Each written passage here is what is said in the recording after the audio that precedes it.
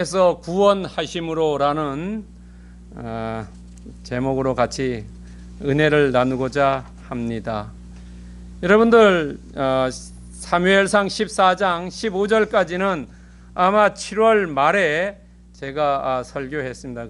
그 사이에 교회가 쉬기도 하고 또 다른 본문을 가지고 설교도 했습니다. 그래서 다시 사무엘상 14장으로 돌아와서 16절, 23절까지 오늘 설교하려고 합니다. 그 뒤에 부분도 같이 하려고 하니까 너무 많습니다. 그래서 23절까지 자르고 그 다음에 이제 그 마지막까지 하려고 합니다. 여러분들, 우리는 지금 농경사회에서 산업사회, 이제 정보사회로 바뀌었지요.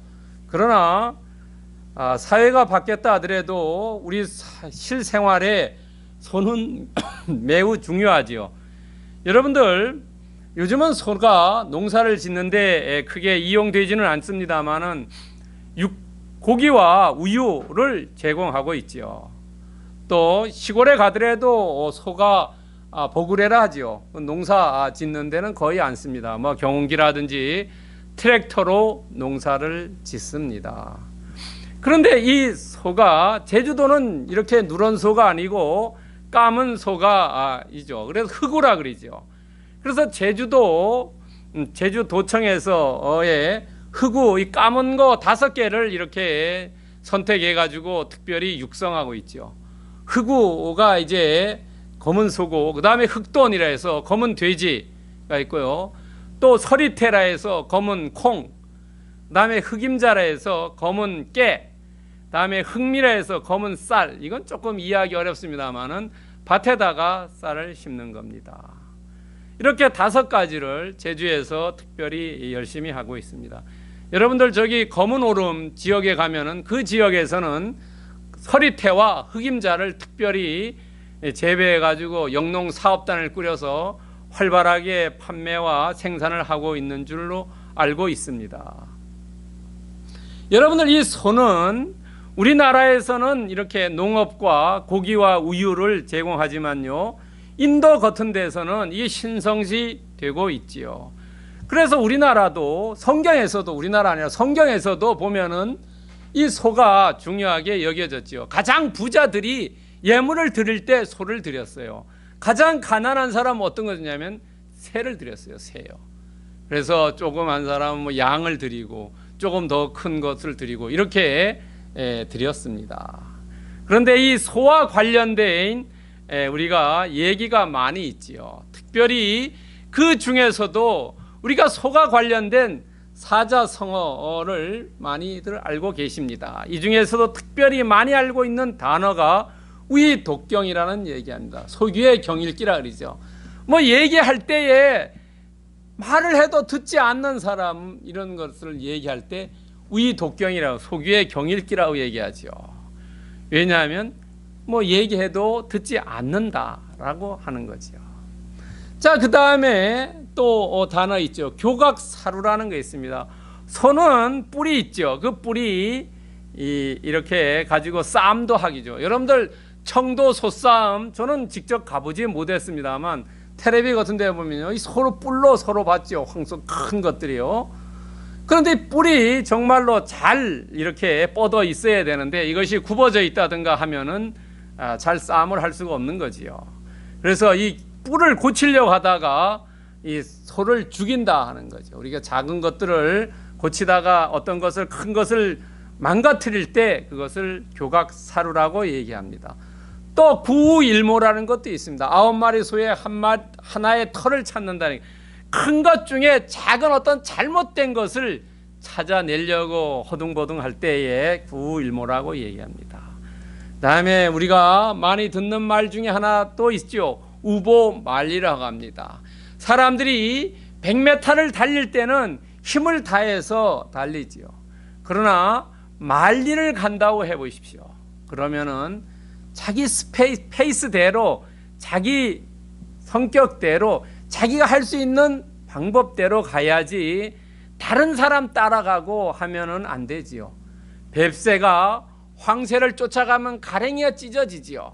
그래서 우보말리라는 것은 정말로 소거름처럼 우리가 요령 피우지 않고 게으르지 않고 그야말로 내 방식대로 최선을 다해서 가는 것을 우보말리라고 합니다. 그 다음에요, 우생마사가 있습니다. 이것은 손은 살고 말은 죽는다는 얘기입니다. 여러분, 말은 성격이 급해요. 그래서 말이 성격이 급하기 때문에 말이 태어나면은 정말로 성격이 급하기 때문에 이것을 길을 잘 들여서 잘 따르는 것은 사람이 타기도 하고 경주마로 사용합니다. 그러나 이 말이 성격이 급해가지고 사람이 탈 수도 없고 일도 못 시키고 경주도 못하는 것은 바로 도사랍니다. 왜냐하면 이게 말이 오히려 해가 되기 때문에 도살해 버려요. 근데 말은 성격이 급한데 소는 성격이 급하지 않지요. 우생마사라는 것은 장마가 졌을 때 말과 소가 떠내려갈 때에, 올해도 그런 예가 있죠. 섬진강 그 홍수가 났을 때 소가 이 밑에 하류에 간이 있더라는 거예요. 말은 뭐냐면 성격이 급하기 때문에 흘러내려오는 물을 거슬러 올라가려는 거예요. 그래 거슬러 올라가다가 자기 힘에 제풀에 죽어버린다는 겁니다. 그러나 소는 그 물을 거슬러 올라가는 게 아니라 그 물을 따라서 이 물가로 조금씩 나오면서 하류에 가면은 밖에 나와 있다는 거예요. 뭐냐 하면 자기의 최선의 노력을 하면서 살려고 노력을 하면서 이것을 순응해 간다는 거예요. 거스르는 게 아니라, 역사를 거스르는 게 아니라, 상황을 거스르는 게 아니라 그것에 순응해 가면서 자기의 생명을 보존해 나간다는 겁니다. 여러분, 우리가 보는 개역 개정에는 약간 다릅니다만 표준 세번역에는 아주 잘 번역됐어요. 그는 하나님의 성전을 관리하는 일이나 율법을 지키는 일이나 하나님을 섬기는 일이나 하는 일마다 최선을 다했으므로 하는 일마다 잘 되었다 하는 거예요. 우리가 지금 코로나19로 모든 사람들이 움츠려 있어요. 모든 사람들이 두려워 있어요. 모든 사람들이 정말로 자기 능력을 발휘할 수가 없어요. 모이기도 어렵고 어디 직장에 가서고 일터에고 사업체고 정말로 힘듭니다. 그러나 우리가 이럴 때일수록 우보말리라든지 아니면 우생마사의 그런 마음으로 예배도 잘 드리고 또 내가 맡은 일도 최선을 다할 때 그때 하나님께서 축복해 주신다는 거예요. 역대하 31장 21절에 말하고 있어요. 하나님의 성전을 관리하는 일, 잘 돌보고 율법을 내가 지키고 하나님을 섬기고 하는 일마다 내가 최선을 다했더니 나머지가 잘 되었다는 거죠. 하나님 사랑, 그 다음에 이웃 사랑이라는 거죠. 내가 힘과 능력과 모든 것을 다 하나님을 사랑했더니 내 일이 잘 되었다는 거예요. 여러분, 우리가 잘 모이지 못하고 예배를 드리는 것이 많은 사람들에게 지금 눈총받죠. 크리스찬들이 지금 눈총받는 이 시절이래요. 그렇지만 여러분들 어디에 있으나 그 믿음을 포기하지 마시고 그 믿음을 잘 지키고 유지할 때, 아니면 그 믿음을 더 업그레이드 시키는 어드밴스 시킬 때, 그때 비로소 하나님이 야, 너가 나를 사랑하는구나 하고 인정하고 더 큰 축복을 주신다는 말씀이 역대하 31장 21절의 말씀입니다. 여러분들 이런 축복을 누리시기를 바랍니다. 오늘 여호와께서 구원하심으로 오늘 보면은 무능한 사울의 리더십과 두 번째 무능한 사울의 불신앙과 세 번째, 제가 밤에 다시 생각했어요, 본문을. 근데 여기가 조금 여러분 주보하고 조금 다를 겁니다. 여러분들 주보에는 사울의 전술력으로 나왔어요. 그러나 무력한 사울의 통수권이래요. 이 사람은 왕이지요. 그러나 통수권, 군대를 통수할 수 있는 권한을 가지고 있다는 거죠. 여러분 첫 번째 보겠어요. 무능한 사울의 리더십. 이 사람은 왕입니다. 16절과 17절 본문을 보면요, 베냐민 기브아에 있는 사울의 파수꾼이 바라본즉 허다한 블레셋 사람들이 무너져 이리저리 흩어졌더라. 사울이 자기와 함께한 백성에게 이르되 우리에게서 누가 나갔는지 점호하여 보라 하여 점호한즉 요나단과 그의 무기를 든 자가 없어졌더라. 16절과 17절에 보면은 정말로 무능한 사울의 리더십이, 왜냐하면은 자, 사울은 왕이고 지금 밑에에 군인들이 있어요. 그런데 적진이 4분 5열 돼 있어요. 블레셋 사람들이 어떻게 할 줄 몰라가지고 무너져 내리고 이리저리 흩어졌어요. 자, 리더라는 사람은 정말로 공격해야 될 때 그때 공격해야 된다는 거죠. 옛날에는 어땠습니까? 이 당시에는 제가 알기로는 활도 없었을 겁니다. 아마 칼하고 창밖에 없었어요. 가까이서 싸매요. 멀리 지금 있지 않습니다. 충분히 보여요. 그 사람들이 막 왔다 갔다 하고 4분 5열 되어 있는 걸 보았을 때도 이 무능한 사울은 공격하지 않았다는 거죠. 여러분요, 적이 정말로 어떻게 할 줄을 모를 때 그때 했으면은 좋았을 텐데 그때 못했다는 거죠. 왜냐하면은 이 사람은 분별력과 판단력이 헷갈렸다는 겁니다. 분별력과 판단력이. 여러분, 지도자가 가야 될 때 가야 되고 행할 때 행해야 되는데 그때 하지 못했다는 것이 너무나 아쉽다는 거죠. 왜냐하면 무능했기 때문에 그렇다는 겁니다. 두 번째는 군인 600명에 대한 장악력이 실패했어요. 군인이 600명밖에 안 돼요. 그런데 왕인데도 이 600명을 통솔을 못했어요.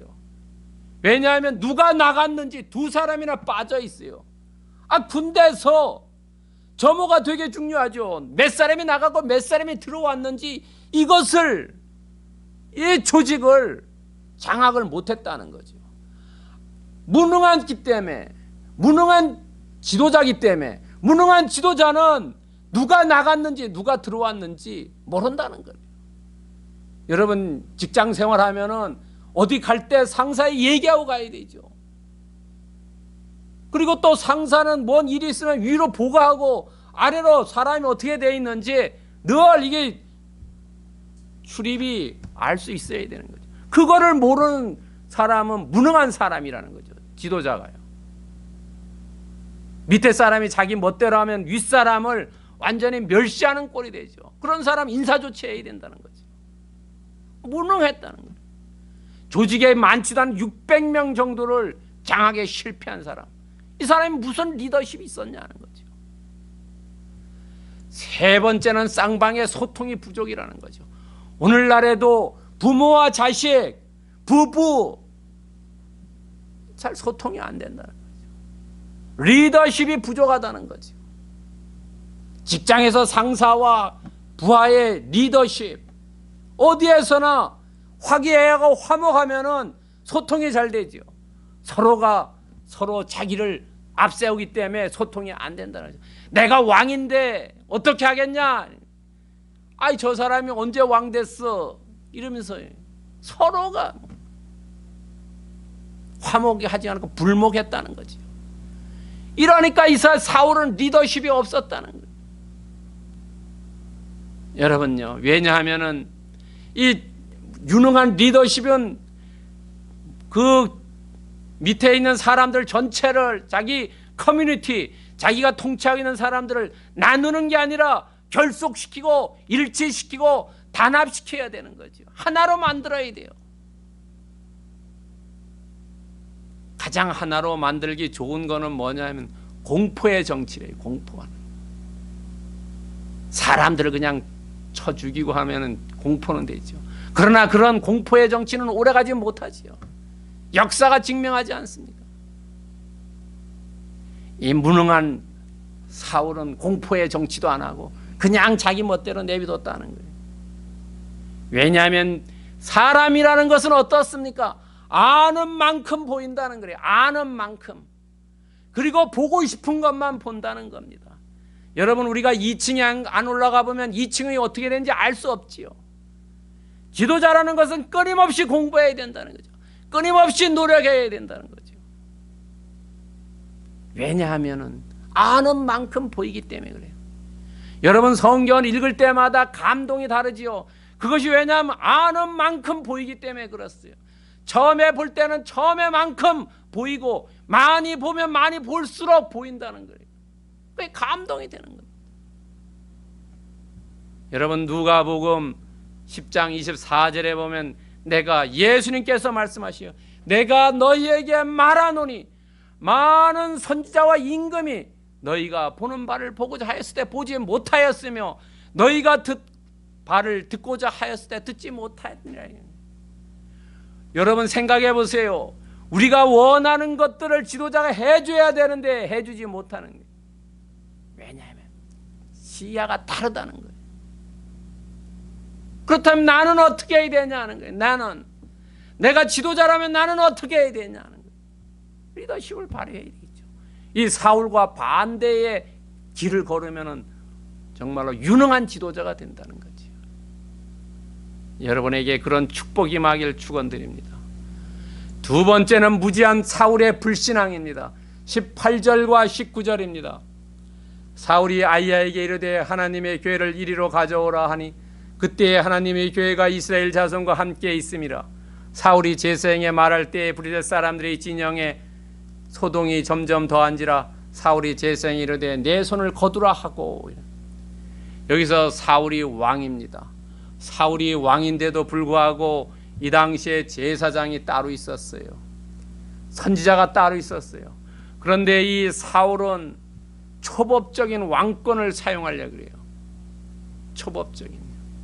물론 이 당시에 전쟁을 하기 위해서는 먼저 예배를 드린 다음에 제사장에게 문의한 다음에 전쟁을 했어요. 신명기 20장 2절과 4절에 나와요.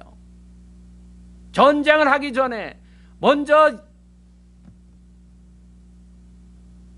기도하고 선지자 만나고 말씀 듣고 그 다음에 가서 싸웠다는 겁니다. 오늘날 보면은 1월 1일 날 뭐 서울에 보면은 뭐 저기 뭡니까 현충원 가서 각오를 다지고 뭐 이러지 않습니까? 제주도에도 여기 가지 않습니까? 사라봉에 가서 이렇게 뭐 제주도에 지도자들이 가서 이렇게 묵념하고 뭐 이러지 않습니까? 사람은 전쟁이 지금 있는데 지금 하나님의 궤를 가져오라. 자기 멋대로 합니다. 그 다음에 또 거두라. 내 손을 거두라. 야, 지금 먼저 이제 전쟁을, 이런 15장에는 어땠어요? 15장엔 사울이 기다리다가 그냥 안 온다 해서 먼저 제사 지냈지 않습니까? 그런데 여기서는 이제는 내 전쟁을 이때 생각난 거죠. 신명기 20장 2절이 2절에서도 4절이 생각나서 이제 제사를 지니고 나가야 되겠다 이러다 그러다 보니까 싸움이 이길 것 같아요. 그러니까 제사 지니지 말고 그냥 가자. 자기 멋대로 한다. 자기 멋대로 한다는 것은 초법적이에요. 권력을 줬는데 그 권력을 자기 멋대로 사용한다는 거예요. 그것은 뭐냐면 영적인 무지라는 거예요. 사울은 영적으로 똑똑했으면 괜찮은데 영적으로 무지하니까 이 권력을 사리사욕을 취했다는 거예요. 자기 멋대로 하는 거예요. 사리사욕을 취했다는 거예요. 여러분, 그리고 이 제사를 지니려고 했으면 제사를 마칠 때까지 기다렸어야 되는데 조급했다는 거예요. 조급한 게 아니라 기다림도 중요하다는 거죠. 우리가 때가 되기 전에는 기다려야 된다는 거죠. 기다리지 못해가지고 사울이 15장에서도 책망받았지 않습니까? 제사를 사무엘이 오기 전에 제사 드렸다고. 너 내가 오기 전에 제사 드렸다고 책망받았다. 여기서도 그러면 궤를 가져오라 하면은 그 예배가 다 끝나가도 기다려야 되는데 이제 됐어 이런 조급함 때문에 우리나라 사람들이 대부분 조급하죠. 너무 조급해. 냄비근성이라 하지 않습니까? 조금 기다려 보자 하는 거예요.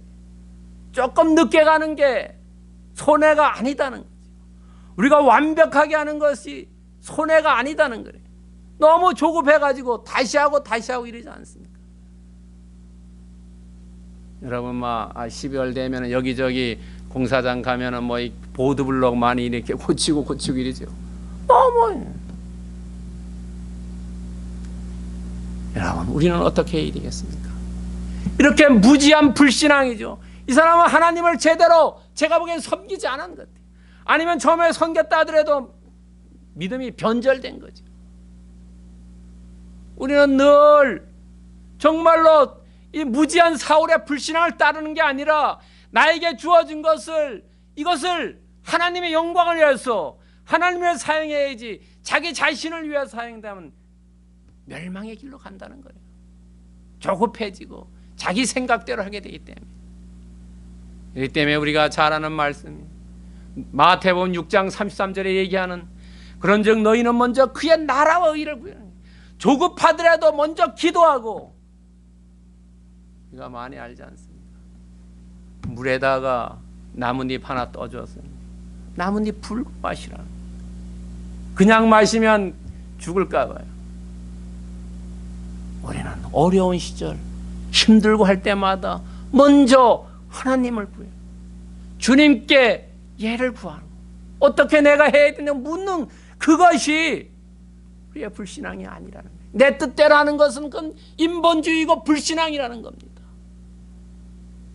우리는 사울과 반대 방향으로 가면 되는 겁니다. 세 번째는 무력한 사울의 통수권이래요. 여기는 20절과 22절에 나와 있어요. 다 쓸 수가 없어가지고요. 브리데 사람들이 각기 칼로 자기의 동무들을 침으로 혼란하였더라. 그들이 돌이켜 이스라엘 사람들과 합하고 에브라임 산지에 숨어있던 그들을 추격하였더라. 자중질환입니다.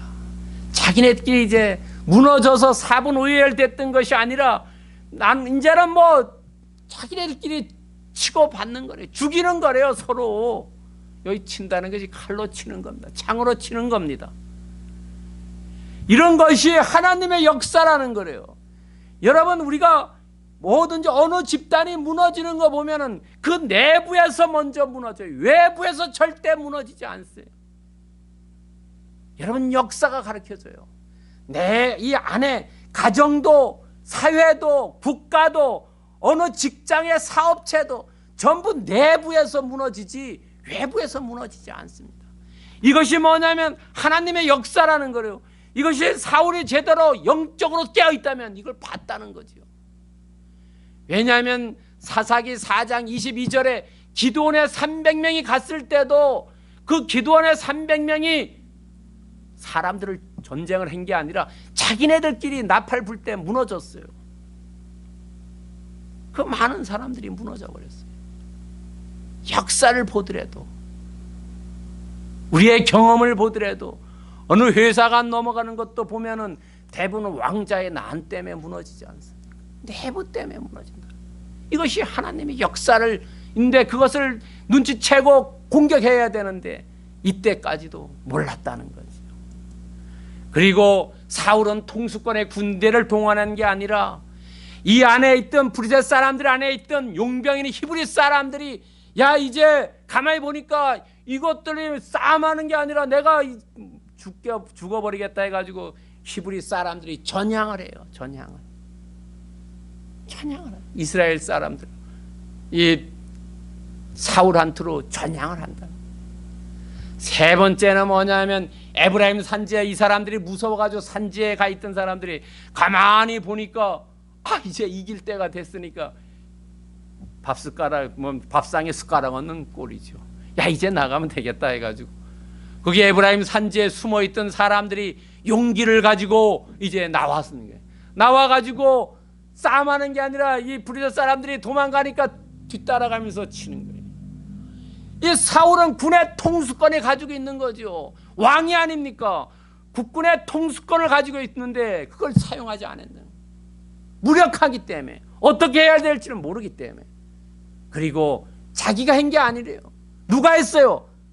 하나님이 했다. 거기에 있던 히브리 사람이 전향을 했고 숨어있던 사람이 용기를 가지고 나와서 그들을 추격했다 그러잖아요. 사울이 싸웠다는 얘기는 아무도 안 나와요. 군대를 어떻게 동원했다는 얘기 아무도 나오지 않습니다. 여러분, 이 사람이 지혜가 부족하면 하나님께 구해야 되죠. 우리도 지혜가 부족하죠. 우리도 능력이 부족하죠. 그럴 때마다 우리는 뭐예요? 하나님께 구해야 된다는 거죠. 그러나 이 미련퉁이 사울 왕은 구하지 않았다는 거죠. 너희 중에 누구든지 지혜가 부족하거든 모든 사람의 후히 주시고 꾸짖지 아니하시는 하나님께 구하라. 그러면 주시리라네. 여러분, 우리 앞에 코로나19라는 엄청난 두려움이 있어요. 그러나 우리가 두려워하면은 안 된다는 거죠. 우리에게 이 두려움을 극복할 수 있고 두려움을 넘어가야 되는데, 그럴 때 내 힘으로는 불가능하니 주여 나에게 지혜와 능력과 분별력과 판단력을 주시옵소서 라고 기도하고 나가면은 길이 열린다는 거죠. 여러분, 고린도전서 10장 13절에 나오지요. 너희들이 감당할 길만, 너희들이 피할 것을 주신다고 얘기했어요. 그러나 우리가 감당할 길을 찾아야 되고 피할 길을 찾아야 되는데, 그때 어떻게 찾아야 되냐? 하나님이 지혜를 주셔야 하는 거죠. 여러분에게 정말로 이런 주님께 지혜를 구하는 축복이 임하길 축원드립니다. 오늘 본문을 통해서 무엇을 우리에게 주고자 하냐? 본문은 신실한 하나님이라는 거죠. 왜 이래 무력하고 무능하고 무지한 사울을 하나님이 구해줬냐 하는 거예요. 그것은 하나님이 사울과 약속했기 때문에 그렇다는 거죠. 여러분 생각해 보세요. 하나님이 예수님을 이 땅에 보내셔서 우리의 죄를 도말해 주기 위해서 십자가에 못에 박혔는데 왜 못 박혀 돌아가시겠냐 하는 거예요. 우리의 죄를 도말해 주기 위해서, 나의 죄를 도말해 주기 위해서 예수님을 십자가에 못 박혔다는 거죠. 우리는 그러니까 그런 신실하신, 우리를 믿고 우리를 이끌어주고 우리를 인도해 주시는 그 하나님을 믿고 나아가야 된다는 거죠. 오늘 사울도 하나님이 이거 쳐버릴 수 있었지만은 약속했기 때문에 우리도 약속해 주셨지 않습니까? 그 약속을 믿어야 된다. 신실하신 하나님을 신뢰하고 의지하고 나가야 된다는 거죠. 여러분, 오늘 23절에 나오지요. 전쟁이 여호와께서 구원하셨다고, 사울이 전쟁인 게 아니라고 말씀하지 않습니까? 여러분, 로마서 8장 37절에 보면은, 그러나 이 모든 일에 우리를 사랑하시는 이로 말미암아 우리가 넉넉히 이긴다. 우리는 두려워할 필요가 없다는 거예요. 왜? 우리를 사랑해 주시는 예수 그리스도가 우리를 뒤에서 지켜주시고 동행해 주시고 함께하기 때문에 그렇다는 거죠. 두려워할 필요가 없다는 거예요. 우리가 두려워할 것은 정말로 예수 그리스도를 잘 믿지 않는 불신앙을 두려워해야죠. 여러분, 그러면 우리는 삶에 어떻게 적용해야 되냐 하는 거예요. 첫 번째로 맡겨진 일에 충성하자는 거예요. 내게 맡겨진 일, 나에게 맡겨진 일은 하나님 사랑과 이웃 사랑이죠. 또 내가 직장에서나 사업체에서나 어디서나 내가 최선을 다하는 거. 고린도 전서의 4장 2절에서 맡긴 자에게 구할 것은 충성이라는 거예요. 사람마다 달라요, 충성하는 것은. 그러나 내가 최선을 다했냐 안 했냐, 거기에 달려있다는 거죠. 맡겨진 일에 내게 최선을 다하자는 거예요.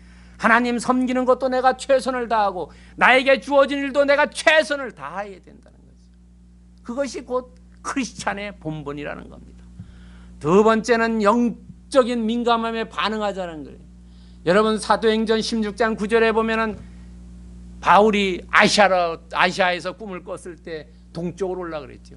그러나 예수님께서 꿈에서 야 마게도니아로 가라 그러지 않습니까? 그때의 꿈에 따라서 행했다는 거죠. 우리에게 하나님이 환경을 통해서 사람을 통해서 우리에게 갈 길을 보여주셔요. 그런데 민감한 사람은 쫓아가는데 민감하지 못한 사람은, 우둔한 사람은 반대로 가지요. 그럴 때 멸망의 길로 가지 않습니까? 우리도 어때요? 천당에 가는 길과 지옥에 가는 길이 우리 앞에 놓여 있는데 대부분 사람들은 넓은 길로 가고 좁은 길로 가지 않지 않습니까? 영적에 민감해야 된다는 거예요. 조급해하거나 초조해하거나 안절부절하지 말고 좌불안석하지 말고 정말로 우보말리 우생마사에게 여호와께서 구원해 주시겠다는 그런 신념 가지고 영적인 민감함에 반응하자는 거예요. 세 번째는 우리의 갈 길이 하나님 말씀에 의지하는 거예요. 누가복음 5장 5절에 야 그물 내려라 했을 때 베드로가 말씀에 의지해서 그물을 내립니다 할 때 그때 고기가 왕창 잡혔다는 거예요. 우리의 갈 길이 내 생각이 아니라 하나님 말씀의 길에 가면 그것이 그때는 불편하고 어려울지 모르지만 조금 지나면 거기에 영적으로 수확이 있고 풍성한 은혜에 넘치는 것이 있다는 거지요.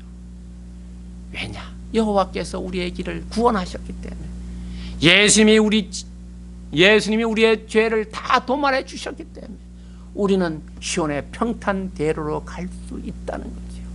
그러나 우리가 사람이기 때문에 초조하고 조급하고 안절부절하기 때문에 하나님이 어디 있어? 나는 오늘부터 믿지 않겠다고 이렇게 얘기하는 사람들이 많다는 거예요. 시편 27편 14절에서 우리에게 주고 있어요. 뭐냐? 너는 여호와를 기다릴지어다 강하고 담대하며 여호와를 기다리라는 거예요. 내가 맡겨진 일에 충성하고 영적에 민감함에 반응하면서 하나님 말씀에 의지하면 그것이 시간이 좀 걸린데 그 걸리는 시간을 참지 못하고 인내하지 못하기 때문에 우리가 열매를 얻지 못한다는 거예요. 우리는 여호와를 기다리는 거예요. 여호와께서 구원해 준다는 그 신념 가지고 강하고 담대하게 여호와를 기다리는 그런 축복이 여러분의 임하기를 축원드립니다. 기도하겠습니다.